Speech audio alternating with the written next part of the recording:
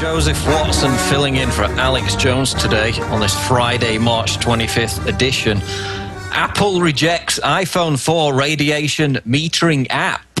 Citing a lack of interest, Apple has rejected an app that allows users to see a meter showing how much radiation is being given off by their iPhone in real time. The app, previously praised by Apple for its clever engineering and creative design, is reported to have been rejected by Steve Jobs himself. Israeli developer Torcon admitted the app, submitted the app on multiple occasions to the App Store, only to have repeated denials. An email from Steve Jobs gave a short two-word explanation as to why the app wouldn't see approval. Quote, no interest. Oh, okay, so potassium iodide is completely sold out, exhausted, you can't buy it anywhere.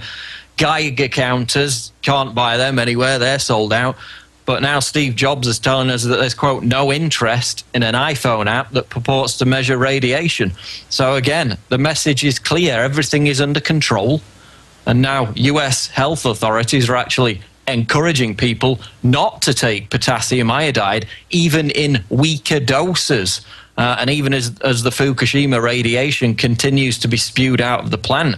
So 25 years after they told us Chernobyl was harmless, remember, the Russians didn't even admit to it until 2 days later when engineers in Sweden measured the radiation.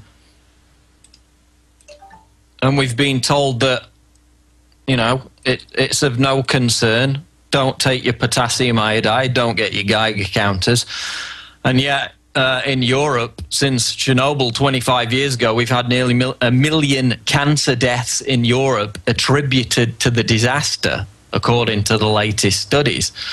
And in fact, there's a new study that's just been put out by the US National Institutes of Health, the NIH, which states, quote, nearly 25 years after the accident at the Chernobyl nuclear power plant in Ukraine, exposure to radioactive iodine-131 from fallout may be responsible for the thyroid cancers that are still occurring amongst people who lived in the Chernobyl area. They don't really give a damn about the environment. They're only interested in the environment when they can use it to demonize the likes of carbon dioxide emissions, because they know it's the lifeblood of a free and prosperous society. And specifically, I'm talking about George Monbiot, who writes for The Guardian. Now, Monbiot is Britain's foremost eco-control freak. He's the environmentalist icon for a whole generation of deluded, ignorant leftists who think they're saving Mother Earth by picking up a copy of The Guardian and reading his article. And what did Monbiot write in The Guardian in response to the Fukushima disaster? He wrote a story entitled, Why Fukushima Made Me Stop Worrying and Love Nuclear Power. And in this article, he says that critics of the nuclear industry have, quote, wildly exaggerated the dangers of radioactive pollution. So this is a self-proclaimed environmentalist saying that radioactive pollution, which makes the soil infertile for 24,000 years, is nothing to worry about. And that quote is going to come back to haunt him in light of the fact that we now have Reactor 3 spewing this MOX uranium-plutonium mix. But here's another quote from the article. As a result of the disaster at Fukushima, I am no longer nuclear neutral. I now support the technology, writes Monbiot. So God forbid should anyone point out the dangers of, you know, catastrophes that can devastate whole regions, make them environmentally inhabitable for decades, radiation that causes nearly 1 million people to get cancer in the case of Chernobyl, and fertility rates in Europe plunging through the floor as a result of the fallout. No, according to Monbiot, the real threat is those smokestacks emitting the harmless life-giving gas CO2. So I ask Monbiot, how many people have coal plants killed? How many rivers and fields of coal plants turned into radioactive swamps as the regions around Chernobyl were in 1986? And yet here's Monbiot, you know, lauding the virtues of nutritious plutonium like Ann Coulter and saying that we need more of it. if only to stop the construction of those dastardly clean-burning coal plants that, God forbid, should allow the scum human population to keep their evil automobiles fueled without going bankrupt, with the gas prices going through the roof because of oil going up day by day, with the Obama administration's publicly admitted war on the coal plant industry, and of course the blackouts in recent months attributed to that in no small part.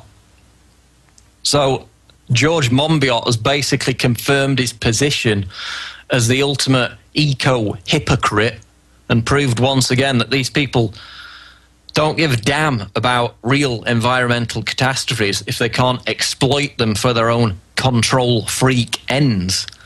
And, you know, Monbiot is the same moron who claims that islands like Tuvalu are completely inhabited due to man-made climate change when, you know, the real population in the case of Tuvalu has doubled over the past 3 decades, and yet you've got Monbiot and the likes of the UNIPCC claiming that they're completely deserted because the sea levels have overrun them.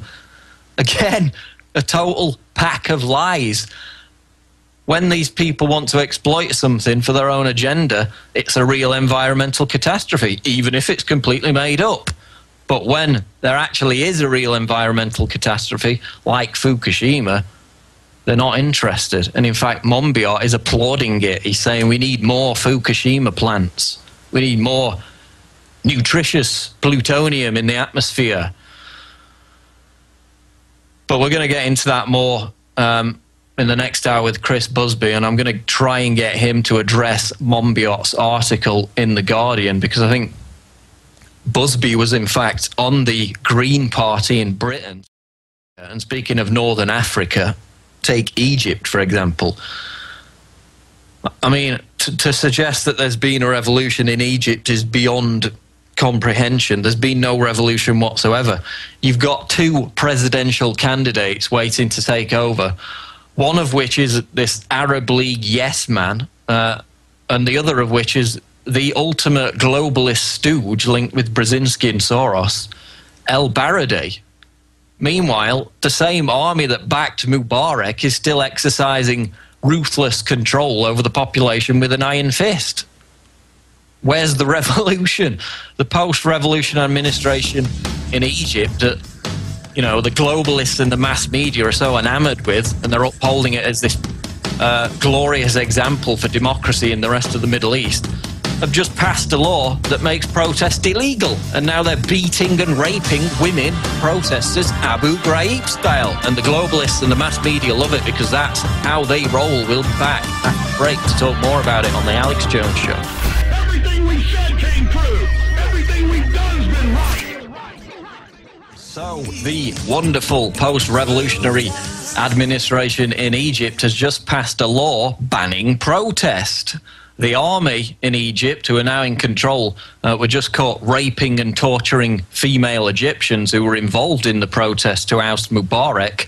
And we're talking about stuff worse than Abu Ghraib. You know, beatings, torture, rape of the very activists who were at the forefront of the protest to oust Mubarak over his so-called brutality. Now they're getting a taste of something a lot worse. So it's perfectly understandable why the US military-industrial complex and the media-industrial complex is completely in love with this post-Egypt revolutionary government. I mean, protest is illegal. Anyone that protests is tortured and raped.